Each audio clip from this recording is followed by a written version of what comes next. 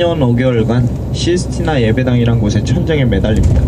그리고는 4년 5개월의 고통을 감내하면서 완성시켰던 40m 크기의 천정을 장식하고 있는 그림이 천지창조예요. 그때 당시 나이가 미켈란젤로가 이제 가이드 나이대를 지난 38, 37 이 정도 나이대로 추산이 됩니다. 대체적으로 연도로 계산해보면 4년 5개월 작품 활동하는 기간 동안에 실제 작품에 전념했던 기간은 3년 남짓밖에 되지 않습니다. 1년 4개월은 놀았어요. 어디서 놀았을까요? 그래서 이게 그냥 산골마을이 아니다라고 하는 겁니다. 그때 1500년대부터 유명했어요. 이 피우지라고 하는 동네가. 미켈란젤로가 피우지 동네에 6개월간 있었습니다. 뭐 했을까요? 회반죽으로 된 천정화를 그리다 보니까 나중에 요로결석 생깁니다. 이 사람이 요로결석. 그래서 그거 치료한다고 그 안에서 물 먹으면서 6개월간 병을 치료했습니다. 그리고 완치시키고 잠시 휴지기를 지니고 나서 중단되었던 작품이 다시 시작돼서 1512년 9월에 마무리가 되는 겁니다. 그리고 나서 25년 뒤에 쩔룩거리면서 내려온 사다리에서 미켈란젤로는 난 때려 죽여도 그림 안 그린다 라고 했습니다만, 이번에는 시스티나 예배당의 벽면에다가 또 한편의 그림을 그립니다. 똑같은 공간에 천정에다가 천지창조를 그리고 똑같은 공간에 벽면에다가 최후의 심판이라고 하는 작품을 그려요. 재림한 그리스도가 손을 들어올리고 있는 순간에 천국과 지옥이 갈리는 모습을 391명의 등장인물로 적나라하게 표현을 합니다. 적나라하다라고 하는 건 그 그림이 올 루드였기 때문이에요. 그래서 실제로 종교재판에 회부될 뻔했던 그림인데 1534년 이맘때면요, 교황청의 건의가 땅바닥에 떨어져 있던 때입니다. 왜냐면 마틴 루터가 종교개혁 주창했죠. 95개조 반복문 대공에서 1511년입니다. 그 이후로 이제 마틴 루터의 주창 아래 이탈리아를 제외한 북유럽이나 독일 지방은 대부분 프로테스탄트 신교 운동 이게 펼쳐지고 있던 때예요. 교황청의 권위가 무너졌죠. 근데 여기에는 로마 카톨릭 교황청의 자체적인 문제가 분명히 있었죠. 성직을 판매하고 면죄부를 발매했습니다. 그것뿐만 아니라 매운 꿀에 드러나는 성직자들, 이런 거 보고 크게 실망했던 사람들이 마틴 루터입니다. 독일에 수사했던. 그리고 주창했던 게 종교개혁이에요. 교황청 자체적으로 이 분위기를 좀 우리에게 우호적으로 바꿔내기 위해서는 부패한 성직자들을 처단해야 됩니다. 자체 정화운동, 그리고 그와 대비돼서 프로테스탄트 운동을 펼치는 자들을 이단으로 주장하고 그들에 대한 처단운동, 요것들을 동시에 해나갑니다. 반종교개혁 운동이 한창 펼쳐지던 시기예요. 가장 좋은 주제는 너희들이 이런 식으로 행동할 시 어떻게 심판받지 마라 라고 하는 교황청의 엄중한 경고가 담겨있는 주제의 그림이 가장 좋았던 시기입니다. 그래서 그려졌던 게 최후의 심판입니다. 너희들이 이런 식으로 교리상의 특징을 무너뜨릴 시 어떻게 심판받게 될지 봐라. 최후의 심판만큼 좋은 주제의 그림이 없죠. 천국과 지옥 가는 사람의 390년을 그리는데, 미켈란젤로는 다른 관점에서 당시 시대를 바라보고 있었어요. 워낙 신실한 인물입니다. 누구보다도 부패한 교황청에 분노했던 사람이 미켈란젤로입니다. 교황청 산하에서 일을 하고 있다고 하더라도 그 부패한 교황청을 바라보면서 종말의 순간을 느끼고 있던 그 순간에 미켈란젤로가 썼던 서사시들이 많아요. 그때 최후의 심판도 그려집니다. 그러니까 자체적으로 자신의 표현 의지를 가지고 최후의 심판을 표현했습니다. 이거는 좀 웃긴 얘기죠. 교황청에서는 분명히 의도를 지정해줬죠. 이런 경고의 메시지를 내리기 위한 최후의 심판이 필요하다고 했는데, 미켈란젤로는 자체적으로 다시 한번 사회를 바라보고 최후의 심판에 자신의 의도를 다시 담았던 거예요. 그러니까 그때 당시 화가들은 할 수 없는 일을 했던 겁니다. 최후의 심판을 통해서. 그래서 올 루드였습니다. 왜냐하면 성직자라고 하는 사람들은 성직을 대표하는 옷들을 입고, 그리고 귀족이라고 하는 사람들은 귀족처럼 보이게 하는 부유한 옷들을 입고 사람들 앞에서 부정한 행위, 권위가 있는 척 이제 치장을 하지만 뒤로 돌아서는 죄를 짓고 있었다는 거예요.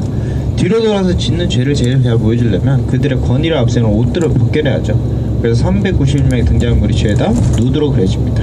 누드.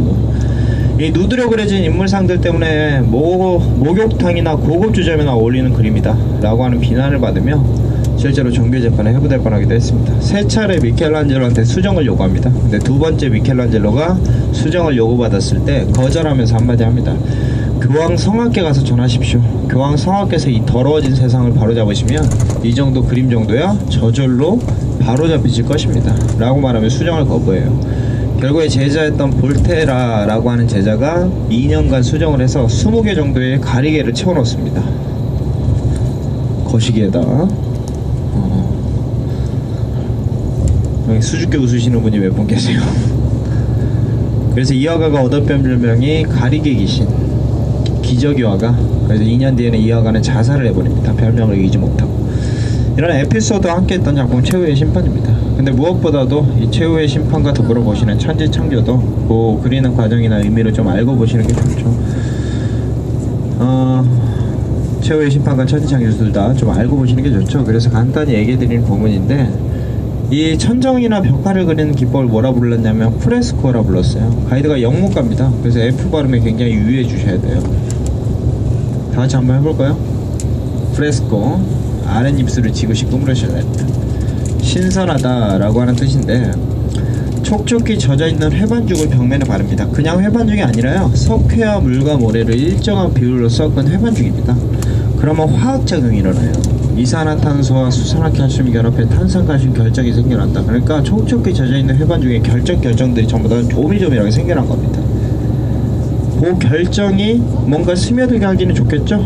거기다 염료를 바로 스며들게 합니다. 그럼 염료가 안에 갇힌 상태에서 20시간 이내에 일정한 염료가 그 결정 안에 갇힙니다. 그러면 색감이 드러나겠죠. 결정들이 모여서. 그렇게 드러난 색감으로 외부 온도 습도로부터 언제나 일정한 보호를 받으면서 1000년 이상을 간다. 이게 벽화와 천장화를 그리는 프레스코라고 하는 기법입니다. 화가에게는 가장 어려운 기법이라 불렸어요.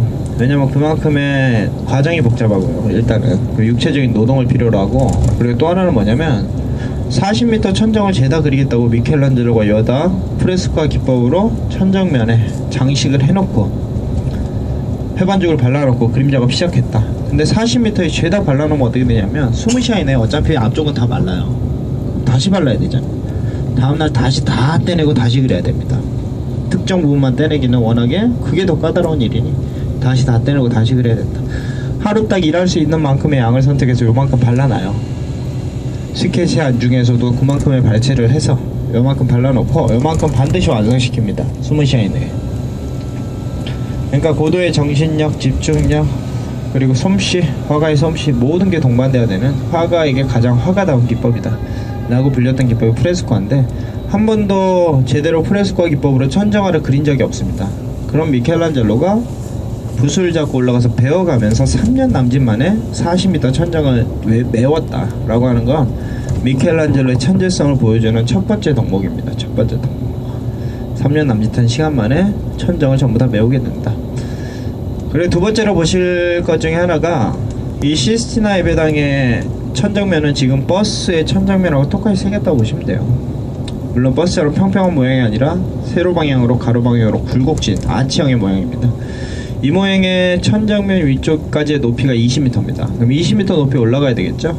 다행히 시스티나 예배당의 양쪽에는 창문이 있었고요. 그 창문 아래쪽에 다 있는 두툼한 난간을 이용해서 말뚝을 박아놨습니다. 그리고 그 위쪽에다 구름 사다리를 올려요. 그리고 천정면과 휘어진 허리를 가지고 닿을 수 있도록 미켈란젤로가 자세를 취합니다. 자, 이게 미켈란젤로 자세예요. 다 일어나서 잘 봐두세요.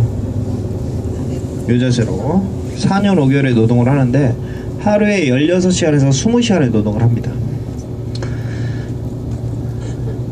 그래서 이 16시간에서 20시간 노동을 하는 동안에 노동을 했다라고 하는 거에 대해서 현대 과학자들이 궁금해해요. 이 자세로, 이 불편한 자세로 쉬지 않고 16시간에서 20시간의 노동이 가능했을까? 현대 과학자들이 조사해보니까 이 자세로 육체가 견딜 수 있는 한계는 3시간 이상을 벗어나지 못할 것이다. 추측입니다만 이렇게 말을 했습니다. 그러니까 그 노동 시간만으로도 이미 인간의 한계를 벗어난 작품임을 알 수 있게 해주는 작품이 40m의 천정을 채운 천지창조라고 하는 얘기입니다. 결국에 미켈란젤로는 4년 5개월 뒤에 다리에 구름 차고요, 허리 휘어버렸어요. 그리고 목뼈가 주저앉았습니다. 천정을 계속 향하다 보니까 목과 목은 항상 뒤쪽이 붙어 있었겠죠. 부정으로 부풀어 올라버려요.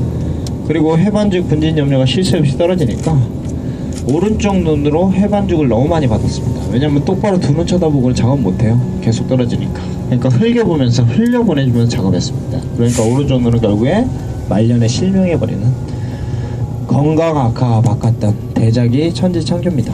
이 대가로 5천만원 받았습니다.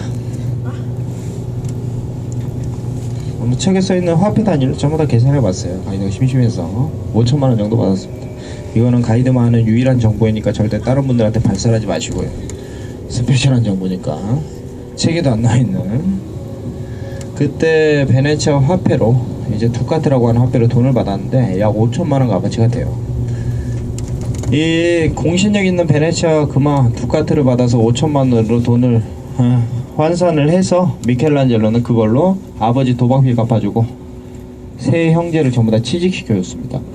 그러니까 미켈란젤로가 살았던 삶이나 우리 삶이나 틀리지 않다라고 하는 걸 얘기하는 거예요.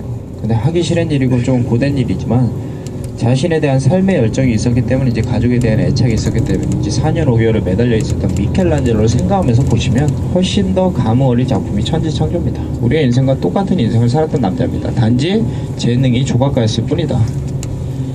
단지 재능이 가이드는 가이드였을 뿐이다. 뭐 이런 거의 차이일 뿐이죠. 그리고 그 흔적이 거대하게 남았다, 거대하게 남지 않았다는 그 이유로 별로 중요하지 않은 것 같습니다. 근데 남겨진 흔적으로 한번 생각해 볼 수 있는 부분이 있다면 그런 부분이 아닐까라고 하는 감흥을 한번 보시고 여기 화장